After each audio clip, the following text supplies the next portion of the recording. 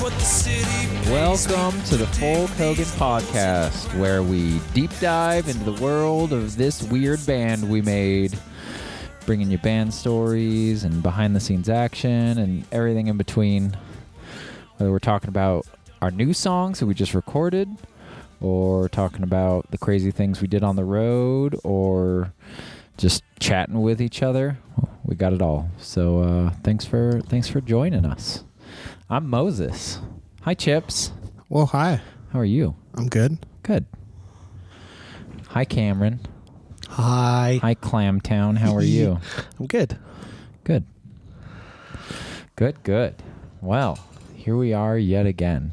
It's Cameron's first time. It's always my first time.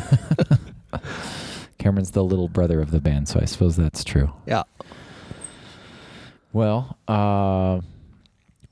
we've been talking about all the songs on the new album, and today's going to be no different. The first song we're going to talk about is Blood from a Stone. That is, I don't know, it might be my favorite song on the new album right now. It's up there. I like it. I like it a lot. It's fun. It's got some classic Folk Hogan Irishy vibes. Yeah. It's got the potato. We'll tell the story of how we make fun of that part as well. Yeah, so that is Blood from a Stone is a song that when we were in Europe in April of this year. Where were we? Remember what city it was? I can tell you. It was near Nijmegen. I can tell you because I have the day that I came up with the riff, I recorded a video of it. So play it. Just find that real quick. I'll pull it up. It's rather silly. So yeah, a lot of times when we're like on tour or whatever, if we have an idea for a song, then generally what we do is just immediately sit down with a phone and, write a little part out. So this is the first one.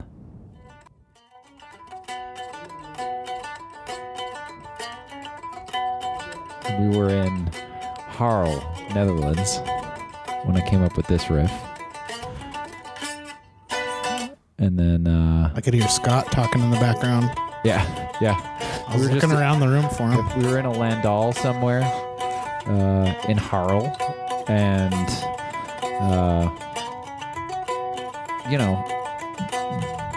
so the ideas come to you. You never know exactly when it's going to happen. So, and then this became the verse.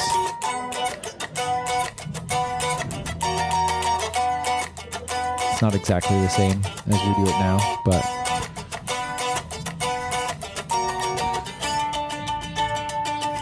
This became the bridge.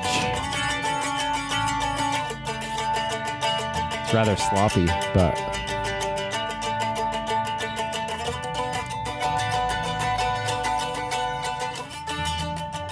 yeah. So Haarlem, that's where we were. Haarlem. I'm sure that there's a better Dutch way to pronounce that. Haarlem. Probably. Then we spent a couple evenings while we were there on tour, and kind of messed around with it. Me and Cameron and Scott and Nick and Sebastian just kind of like playing with it, trying to figure out different parts. Had a little bit of lyrics. Initially the song was titled War Dogs, and now that's just going to be in parentheses because the song is now called Blood from a Stone. That's good because there's a movie called War Dogs. So it became Zach Galifianakis in it. No, it's got. It was something that took me a little while to like figure out, to get what I needed from the song and like what I was gonna do with it. Writing all these different parts, trying to figure things out. And I started, writing lyrics pretty quickly, and a lot of those ended up just getting cut. A lot of those didn't survive, or at least got trimmed down really far. But it's definitely, I don't know. It's one of the heavier songs on the album. What do you think? Is there anything Soul Harvester gets pretty heavy. The Monster is pretty banging. But I feel like, Nick's here with my batteries. My batteries died. Thank you, Chips. I don't know. What do you think, Cameron? Some pretty heavy ones on this one. I don't know. It is. I don't know if it's the heaviest one. I feel like the main groove of it. Yeah. Okay. That in makes general sense. Is just louder. It's got that really choppy, syncopated kind of thing. Yeah. Ja, ja, ja, ja, ja, ja. Yeah. So, when we got home, I continued to kind of work on it. And then I had all the different parts. So then it was cutting everything up, putting it together, figuring out what goes where. One of the few songs on this album that has a designated chorus. A lot of the songs on this album don't have a designated chorus, which is super weird. No, think about it. Yeah. Well, structurally. Oh, yeah, they don't. Oh, yeah. Shit. Yeah, it's kind of a weird thing. And this is one of the few songs that does. I love the bridge, though. I just think the bridge is real pretty. The bridge is one of the most difficult things I've written. Really? It's not particularly fast. It's just I have to do this big stretches, these huge stretches, and I still haven't quite gotten it standing yet. Yeah. But it's really cool. But ow, it's gonna take a lot of practice to nail that live in due time. Yeah. By April 12th, you'll have it. 13th. Calling it. You're finally going to figure it out at the album release show. This song is about my dogs. And we talked a little bit in the episode where we talked about Hall of Mirrors, how that was about my former relationship. My former partner and I had 2 dogs. What were their names? Hera and Stella. Oh. Just the sweetest. I love those dogs more than anything. And after we split, as will happen with a lot of relationships, there was a lot of There's a King Midas situation. Yeah, there was. I'm trying to be nice about it. I wasn't. There was a lot of me not being allowed to see the dogs that I took to work with me every single day and raised and took to the park every day and it was I was pretty sure at the point that I started writing this song that I was probably never going to see them again, and unfortunately so far that has bore out to be true. And so this is a song that I wrote. I'm not a person that really experiences anger a lot. Cameron once asked me a couple of years ago what I'm like when I get angry. I've seen it once. And I was like, you've seen it plenty of times. And he was like, I've just never seen you actually get mad. When's the one time you saw me mad? Poplar Pub. Oh, yeah. Oh, yep. You saw me mad then. Yeah. I was definitely mad. That was a mad night. Moses. Yep. Yeah, it's a rare thing. It was brief, too. Yeah. It was just I'm at level 10 and I'm back down again. Yeah. A little bit. Yeah, I mean, I'm not a person that gets particularly angry. That's in a decade. Yeah. Yeah. So, so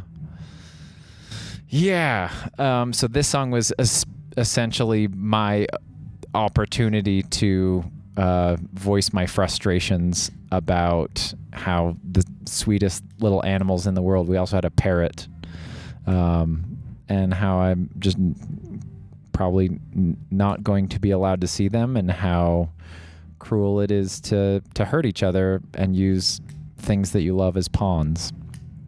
And I think that's really summed up in the bridge, where the lyrics are, "What can you do when the angels are being kept from you?" 'Cause I just felt super helpless, and I miss my dogs and my little weird dog, my bird. Miss them all a whole bunch, and it makes me very, very sad to think about them. Scrolling through my photos on my phone is like walking through a minefield. If I see a photo of them, I'm just like heartbroken all over again. So, yeah, recording this song was like a ton of fun. This is a song that we learned not that long before we went to the studio. Like I said, we wrote like the initial parts of this song in April, and we recorded it in August. And I think we played it live once or twice before that. Is that right? Maybe once. Yeah. I feel like we definitely had to pull it out at Brighton to cover that 4-hour set. Yeah. And I know we played it at Aces once. Like play anything that we know. At Brickaganda, for Prickfest, yeah. So yeah, hadn't been played much. So when we went in the studio, it was still kind of fresh for everyone. We were able to just kind of like layer a whole bunch of stuff together and find what we liked. Scott does this really cool swell thing in the bridge. So yeah, let's hear part of that. I'll see if I can find the bridge section.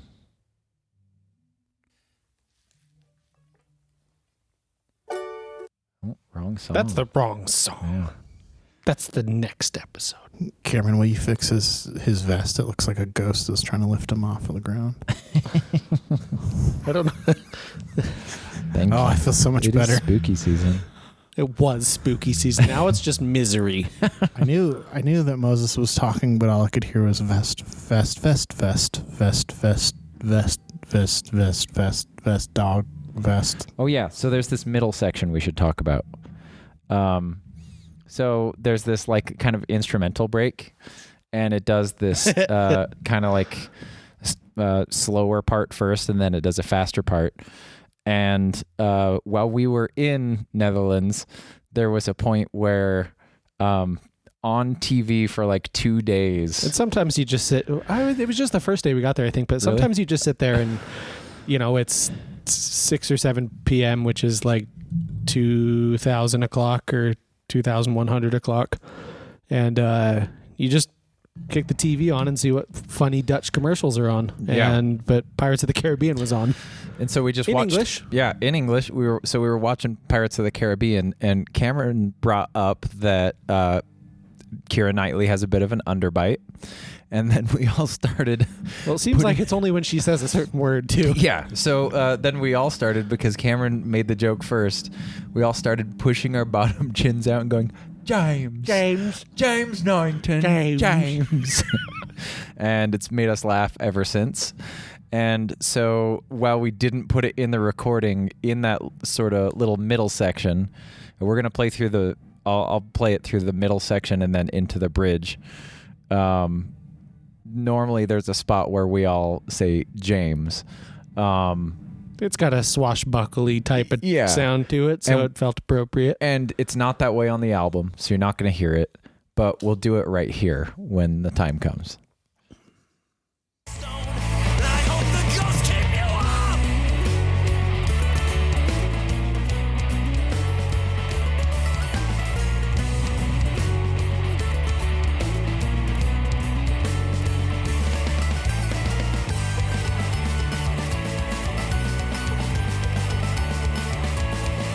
James.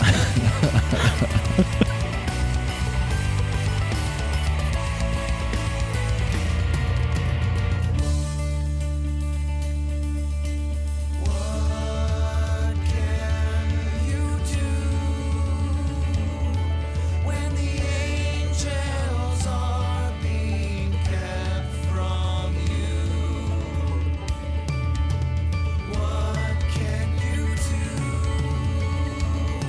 when the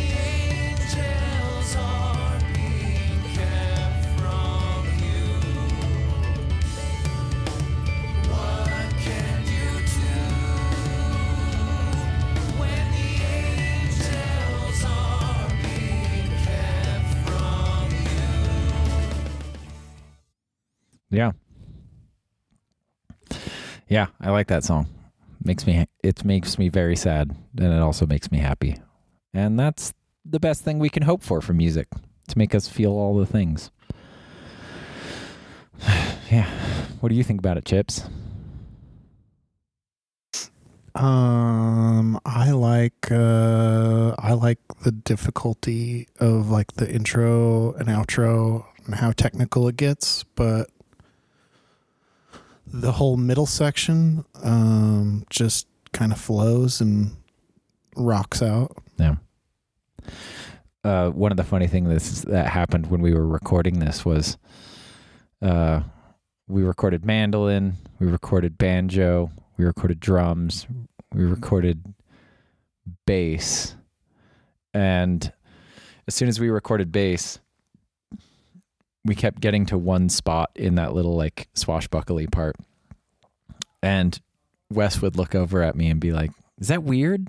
Like, I don't think it was weird. And then when we finally got to recording guitar, the first time that Nick played through it, I was like, oh man, we've been making a mistake this whole time. Oh, shit. Because when we like figured out the chords for that section, we just did it like real quick in the band room, and I clearly did not do a good job. And so both Scott and Nick had been playing half a step down for one chord right in the middle of that section. So we had to go and retrack one note on the bass. Good times.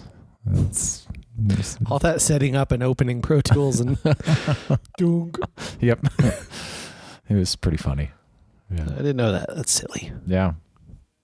Yeah. And it took him, we talked about it, it took him a bunch of tries to get it. Because he was just sitting there like waiting to play his solitary note, and it would just pass by. Yeah. Just like, how are you supposed to do that when you get the muscle memory of playing a whole song all the way through? It's like the idea of playing one single thing is pretty tricky. So I know. Get good, dude. What do you think of it, Cameron? Of the song? Yeah. Well, it's a lot of fun. No. A lot of fun to play. Yeah. The bridge is, I think, my favorite part. It's one of those parts where I feel like there is just a lot of space that can be filled. Yeah. But we don't. Well, Yeah. kind of. The bridge, yeah. That's a lot of fun. And it's a big challenge for me. And I like challenges. They're fun. I dig it. Till I get in over my head and I'm like, fuck. Why did I choose to do this? Yeah. Yeah. Yeah, there are definitely some songs in the Play Fast, Drink Whiskey. in the past where I'm just like, oh fuck, dude, I'm keeping Bombs this 3. simple. Yeah. Oh fuck that song. Bombs 3. What? Well, hold on. When it's counted in at normal speed, it's fine.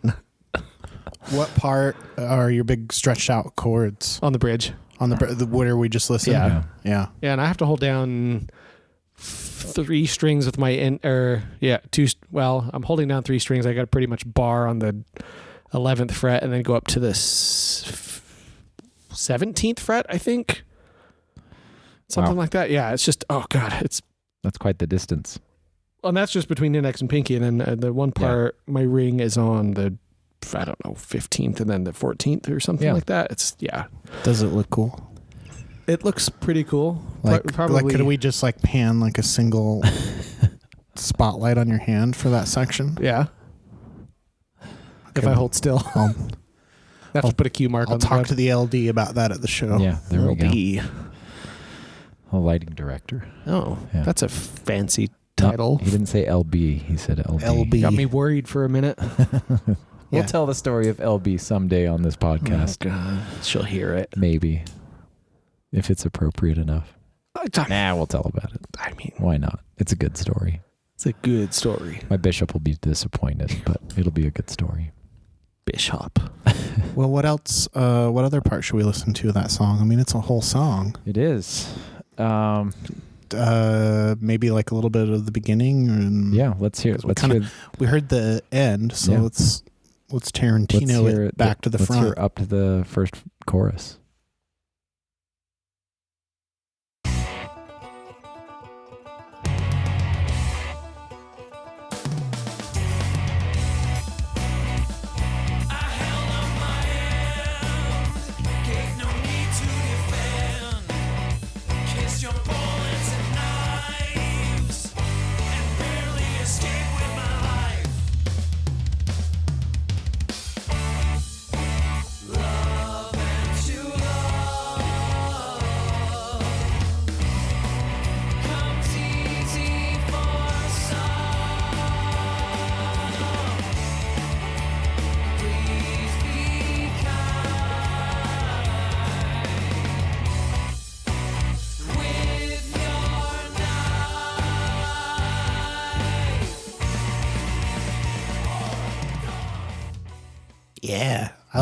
I like all the vocal stuff that you and I did there. Yeah.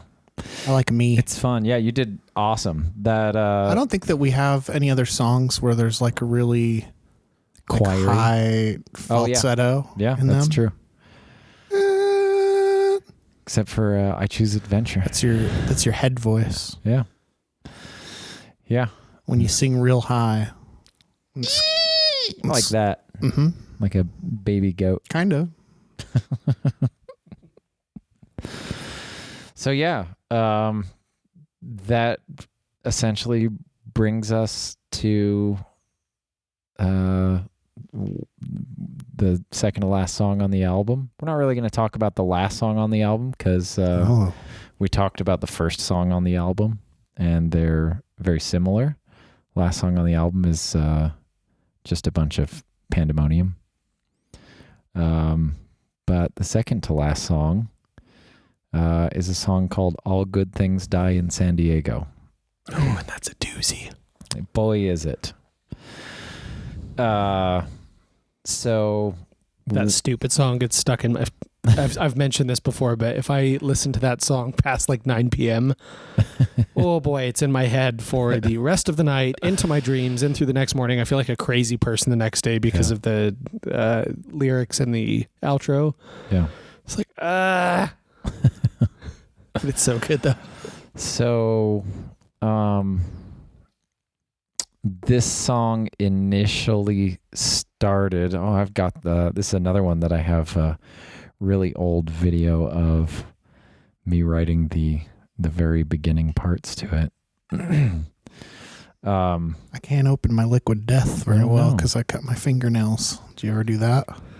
All the time, dude. Oh, there we go. That's good content right there. Sponsor us. Or we're going to gaff over all the labels. Yeah. So this was November 15th of 2022. That morning, I had sent my dogs off to San Diego to my ex-wife, and was super sad about it. But it's not just about my dogs. It's also about Larry, and it's about loss. Canyon's dad, Larry, who many of our fans probably met that were at shows over the years. He was at one of the release shows too. Yeah, he came up on stage for our release show. Where a bunch of people Behold. that had heard about him for years were like, "This is Larry." Yeah. And in February of 2022, I guess end of January, Larry and Elid, Kenyon's parents, had lived in El Cajon for a very long time, just outside of San Diego. And Larry was getting pretty sick and looked like he wasn't going to make it a whole lot longer. And I went down there with Canyon and spent some time, and came back, and then Larry had said like, "Hey, I wish I could see one more Folk Hogan show." So we all got together and figured out a way to take as much of our band room down as we could. And we showed up at Larry's house. Scott wasn't able to make it. He ended up testing positive for COVID. Yeah. And among other diseases. And that was just the one that prohibited him from playing that show. And so we had to call a crazy audible. We called Jared, our original bass player, and just said, "Hey, listen, you gotta come do Larry's this. on his way out, and he wants a last Folk Hogan show. Will you come down?" And I just got a text. We all got a text. Will you come down and play a show for him? So we all went down. Me and Nick drove in one car. Cameron and Sebastian drove in another car. What was wrong with the van? I don't think there was anything wrong with the van. Because why wouldn't we have taken it? Something was wrong with it. I don't know. I don't know what the reasoning for that was. Yeah, I'm not sure. It was having some repair done. It was the van. It was just it being the van. That makes more sense. Yeah. So, maybe, you know what? Maybe it was just that we didn't think it would make probably. Because of something. It was... I was probably right before all the massive repair got done on it. Yeah. For the 8th time. So, so we all went down there and set up in the front yard and played a show. They wheeled Larry out in his little walker with his oxygen tank, and we all played a final Folk Hogan show for Larry, and it was sad and also absolutely amazing, and it was a happy event. It was being referred to as a living wake, and he had a blast and was singing along and dancing in his chair, and I think I have video of that on my phone. Yeah, he was pretty lively and happy, and our YouTube channel has the whole concert. Yeah. Oh yeah. We recorded it all, and then we had phones getting the video of the band, and then we put a vocal mic on Larry, back by Larry. Yeah. Oh, yeah. And in hindsight, we should have put another camera up, but like it was kind of just I don't know, we're here already. Let's use this brand new system we have to record this. Yeah. So it's all on there, and every time that Larry speaks, there's a graphic that says Larry Mike that pops up. So it was beautiful. It was a beautiful sunny day, and it was bright out and warm because it was southern, up in the hills of El Cajon, nice and toasty, and Larry died, I think about 2 weeks later. And I was there. The rest of the band had gone home. Kenyon lost his dad. It was awful. I think in the last several years with COVID and just like, again, the age that we all are, we're just starting to lose people in our lives that are dying, or leaving our lives for other reasons. And it was heavy on my mind in November of 2022. And then when I said goodbye to my dogs, which I did get to see them after that, but at that point I was worried I was probably never going to see him again. And was just thinking about how, man, like, things didn't work out between my ex and I. She moved to San Diego. Larry and Elid moved down to San Diego. Larry died. My dogs and my parrot are now down in San Diego. And so I remember having the thought, all good things die in San Diego. And it's like dark, but also I didn't feel like it was particularly dark because it was like a lot of the good things in my life have gone there. So this is another one of those songs that I wrote like 5 million lyrics to and 10 different parts to, and it had to get chopped up over and over and over and over and over and over again and rewritten over and over and over and over and over again. And this is a song that I didn't feel was finished until very shortly before we went into the studio. So when we went in to record this song, I went in and I laid down the mandolin track, And that was the first time that anyone had heard this song. And so, unlike every other song on this album, everyone was coming to it with a completely blank slate. Just like no idea what the song is supposed to sound like, no idea what... I learned it in a kitchen. Yeah, what they're supposed to be going for.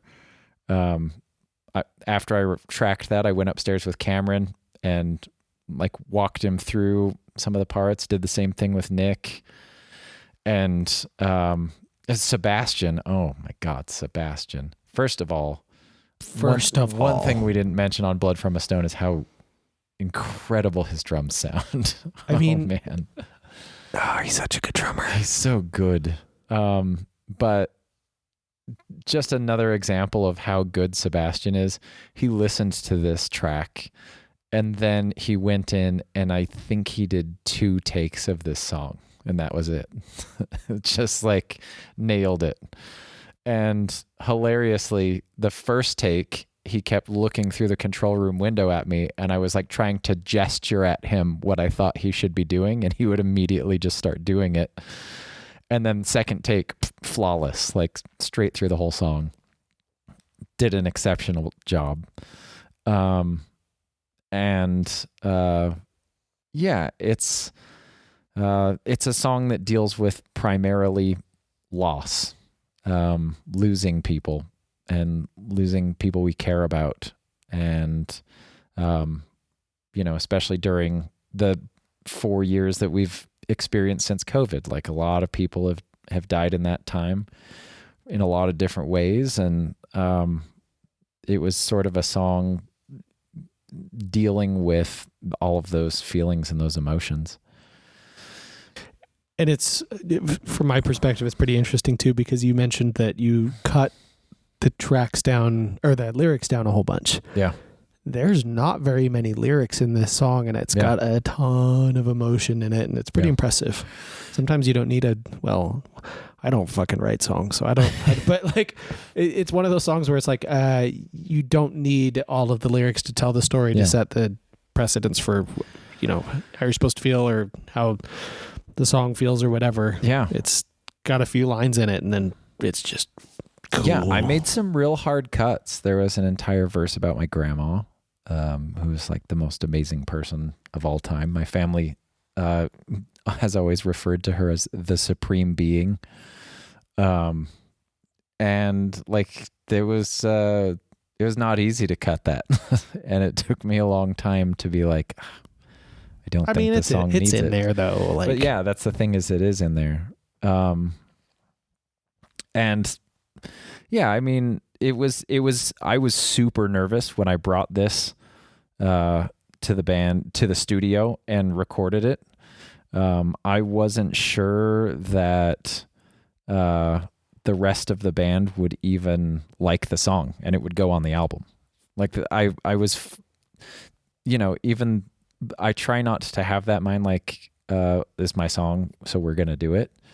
And so when I went in and tracked it, it was like, well, I was super nervous. I was like, I guess we'll see what the rest of the band thinks about this, because if they don't like it, then we just cut the song altogether and, maybe I rework it for a future album.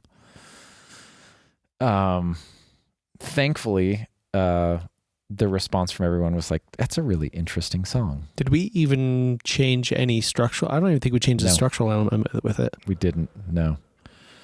It was one of those that was just kind of right off of the track. Like, okay, yeah. Let's work with this. Yeah. So, lyrically, the song starts out talking about like, seeing all these wonderful people and animals in my life disappearing off into the hills of California. And, talking about how difficult that is and how hard it is, that those feelings of loss and losing people in your life, and how you try to just keep stuttering through your turgid existence. And, trying to accompany that with pretty music. and how much it hurts. And then, that when the song fully kicks in, it's, specifically talking about Larry. And, I was lucky enough to be able to sit and just hold his hand for a very long period of time and listen to him turn into a coffee maker and make gurgling sounds. Oh, God. It's awful to say, but that's what I kept joking with him about it. You're turning into a coffee maker, bud. And I know. He was just the funniest, most amazing person, and so glad that we got to experience him. Big shout out to Canyon for bringing him into our lives. And then the night that Larry died was a full moon, and Canyon and I and my ex-wife, who was there as well, we proceeded to, do as I think a lot of people do when you have a death close to you. We got absolutely hammered. And I just remember staring at this gigantic full moon right above the hill across the valley, and Canyon saying like, "Oh, Larry's probably right out about around the moon about now." And so there's a line in this song, "with a full moon to guide you." And then as it closes into the last sections of the song, there's a couple lines that are really important. They say the good die young, and I don't want to live forever. And that's kind of the conversation of like, well, if the good die young, I'm not young anymore. Does that mean I'm no longer good? And I don't want to live forever. I want to be good. I want to be a good person in this world and treat people the way they deserve to be treated. And then it's sort of just a reprise through the rest of the song. I don't want to live forever if living is without you. The idea of living forever probably sounds great to a lot of folks, but when you think about all the wonderful people in your life that you've lost, that doesn't sound so great. I don't want to live forever without all my friends and family, and that would be torture. So when we got to the end of the song, we put out a call on Facebook. We had this idea. We were like, hey, we're going to do a bunch of group vocals, just singing I Don't Want to Live Forever. Can I interrupt you for 2 seconds? Yeah, have at it. The amount of ideas that you had, just like, oh, hey, let's do this thing. And then we go do it. But yeah, that was awesome. Like the amount of ideas that come out of Moses's head is, especially when we're recording and we kind of have the pressure on, just like, and when, I don't know if I want to speak for all musicians, but I feel like when you're in the studio and you have all the toys around and it's some of the things that you came up with, as much of kind of a dork as I am with music equipment, I'm just like, where did you think about that? Yeah, where did that come from? That's the thing about being in the studio is like that's your opportunity to like experiment. Yeah, and I feel like I've always been a bit rigid in that department. Like, well, no, this is what the sound is in my head, so I'm just going to stick with that. But when it's like, whoa, have you even thought about all these 50 other options you could make it sound? Right. But yeah, I mean, like the casting call, I wasn't there that day. I was there that evening to do it. Yeah. But so what? It's like, did you guys talk about it? The way that came about was we were like, oh, I was like, I want a bunch of voices singing this. You said that. And so, so we all like went day before? I think the day that we were doing vocals on it. That's what I'm saying, dude. Freaking the snap decisions you make sometimes. We went into the live room and it was just all of us. Yeah. And we did that section. I don't want to live forever. And then we like, it sounds all right, but we need more voices. So we took a speaker outside between the two buildings, and we like ran an XLR to it and put a microphone out there so that the sound catching all the bouncing. Yeah, so it was playing the vocal track we had recorded, and it was bouncing off of all the buildings around us and going back into the microphone. So it gave it this very spatial, crazy sound. Made it sound like there was a lot more people, and then But wait, and then we listened there's to it, more. and I was like, it's still not enough. I want more voices. So then we were talking about it, and I was like, hey, Wes, would it be okay if I invited some people here to sing this? And he was like, yeah, that's fine. And I just immediately turned to everyone. I was like, call everyone you know, like message everyone you know, put it on Facebook. Hurry, everybody, like do what you can. So this is the end part that we put a reel and a TikTok out. Yeah. Showing a little bit of that process. Yeah. So a ton of people have seen this. Yeah. And so that's what we're talking about, just to kind of glue it back together. And it was hilarious to like, I was literally, the first thing I did was like, I looked in my phone and I looked up like people that I knew that could sing. And I called several of them, was like, hey, can you make it to this? Like when? Like 30 right minutes. now. Can you come here right now? And, you know, a couple people were like, yeah, I can make it. Meanwhile, everyone is doing this. Everyone in the band is like messaging people and Except calling me, people. I had no idea. So,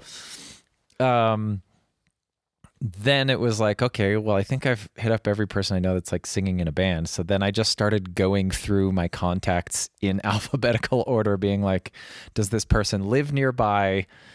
And do I think that they'd be available to do it? And I just started calling people. And so we got, 15, 20 people, something like that. Yeah. More than that. We're going to have to get them all on stage for the release too. Yeah. And they're all buying tickets. So Full price. They don't Yeah. get in free. So No. So yeah, then we put We can get 'em all a of these discount. people in the room, and we Use had them. discount code. I was on the album. We had all these people in the room. We had them sing it, which was brutal to sing because We did 4 takes? we did 4 takes, but since people haven't heard this song yet, they are singing the same line over and over again for like a solid 2 minutes. 2 It minutes. was It's very a lot. uncomfy. Yes. It's hard to like maintain that. And so the first time you're like, oh, cool. Like, I mean, to people who've never been into a studio before, you're like, I'm going to go as loud and hard as I can through the first take. And then by the end of the first take, you're like, oh my God, What okay. have I And all signed right, up let's for? do it again. Like, Yep. And then by the fourth one, it's just like, yeah. Yeah, I coughed up a couple years worth of vape. illegal sugar. Sugar. So Illegal sugar sounds like cocaine. yeah, I was I was trying to think of the Zydol or whatever that was giving people the popcorn lung from vaping it. Yeah. Yeah. Well, let's listen to it. Yeah. One other We've thing I talked do want to about bring it. up to Cameron's point about like having ideas. The intro to this song initially was just mandolin and banjo, and I guess still is. it still is, but there's other noises there now. And that started because I was listening to it and I was like, I want there to be something in the background, but I want it to be like ethereal sounds. And I was kind of talking to Wes about it. And somehow we worked out like, oh, well, we could take the banjo plucks and we could cut the plucks out and just have the ringing of the banjo. I would like to. And then stack as like 50 of those on top of each other. That banjo. And then run it through like 5 pedals that are like that I'm turning the knobs on as it's going to get these like weird swelling sounds. And we did the same thing with a MIDI string sound as well. That banjo is so good. Tell everyone about your banjo. Oh, well, it's got 5 strings and some. It's got a drum. It's a.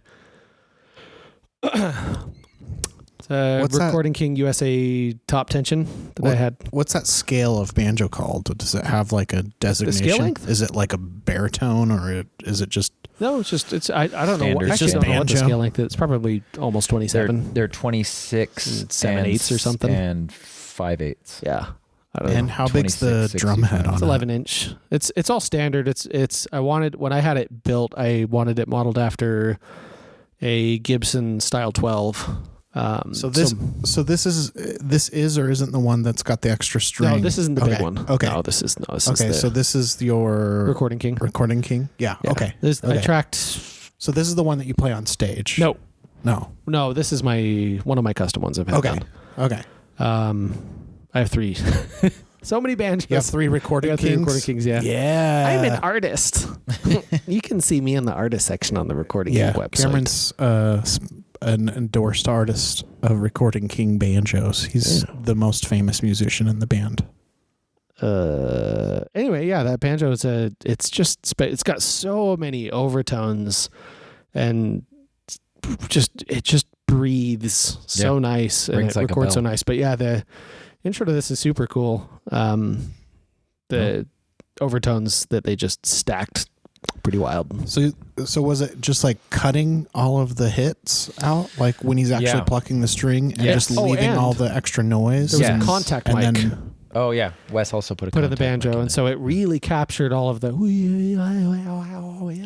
Yeah, so we cut out the actual plucking of the string, and he basically took all of those ringing sections and then stacked them on top of each other for all the different chords, and then copy pasted that like a bunch of times. So it's kind of like the banjo version of just like making feedback with an electric guitar, kind of, or something. Like you're catching. Yeah, I mean those with are different color, but different processes, but you're just catching all of those ringing overtone sounds. And you'll hear that you'll hear that there's like points where the notes kind of like the notes go up a little bit or go lower a little bit, and that's because I'm playing with specifically a delay pedal, and I'm turning the time down and so it's up.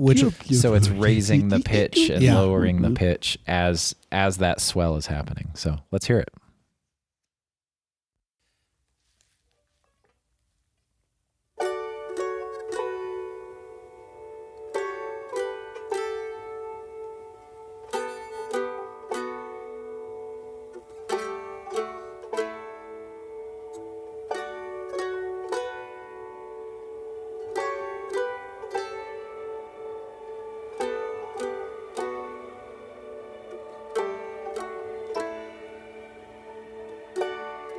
It's depressing to think of how many things I've seen disappear into the hills of El Cajon. Giants of men, all of my best friends, gone to paradise. And I played nice. Sure, I stumbled, maybe more than twice, but I kept my word, no matter how hard it hurt. And it hurts. Oh God, it hurts.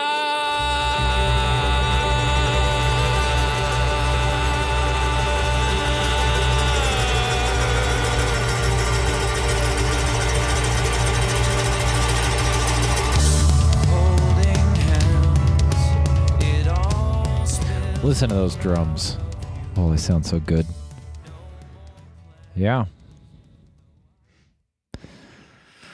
That's the intro to All Good Things Die in San Diego. We should hear the part of the end where all the people are screaming endlessly. It goes on for a long time. And while we're listening out of the episode, yeah. While we're listening to that, what does that mean? Play us out. Will you show Cameron the copy for the ad that he's going to read? Yeah. Start that first. I can't read. I can't read.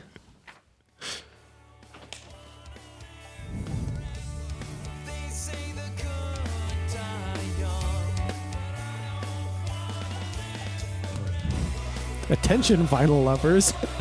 Our new 5-song vinyl record titled V or 5, is here to elevate your collection and give your turntable the workout it deserves. Packed with tunes that will make you want to kick back, crank it up, or maybe even do a little jig. Visit folkhogan.com/shop to snag your copy and use code VINYLPUNK, that's VINYLPUNK, for a sweet discount or a sick discount. Because nothing says I support local music quite like spinning our new album while pretending to be a hipster DJ at home. Do you like that album? Yeah, that's fun. Also, this section could be sponsored. If you want to give us money, here, read something. NordVPN, hit me up, dude. We need a lot of money to release this. So NordVPN.com/give us money, please. Help. Seriously, if you want to sponsor us, you into brewing?